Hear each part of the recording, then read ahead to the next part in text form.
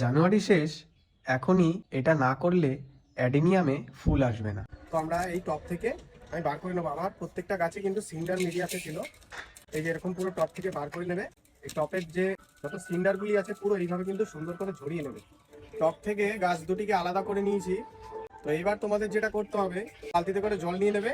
জল নিয়ে ডুবিয়ে যেইটুকু মাটি বা সিন্ডার যাই হোক যেটা গাছের গোড়ায় লেগে আছে সেটিকে ভালো করে পরিষ্কার করে নেবে। গাছ দুটিকে আমি পুরো সুন্দর ধুয়ে শিকড়গুলো দেখতে পাচ্ছ সাদা, এরকম করে পরিষ্কার করে নিয়েছি। যেই সব শিকড়গুলি তোমাদের দরকার নেই সেই সমস্ত শিকড়গুলি এরকম একটি চাকুর সাহায্যে তোমরা কিন্তু কেটে ফেলবে। পুরো শিকড়গুলিকে সুন্দর কেটে পরিষ্কার করে নিয়েছি। এর এই কাটা অংশগুলোতে কিন্তু অবশ্যই ফাঙ্গিসাইড লাগাতে হবে। এই কাটা জায়গাগুলোতে আমি কিন্তু ভালো করে সব জায়গায় ফাঙ্গিসাইড কিন্তু লাগিয়ে নিয়েছি। এই যে ফাঙ্গিসাইড লাগানোর পরে তোমরা গাছটিকে দড়ি দিয়ে এইভাবে কিন্তু ঝুলিয়ে রেখে দেবে মোটামুটি 10 থেকে 15 দিনের জন্য।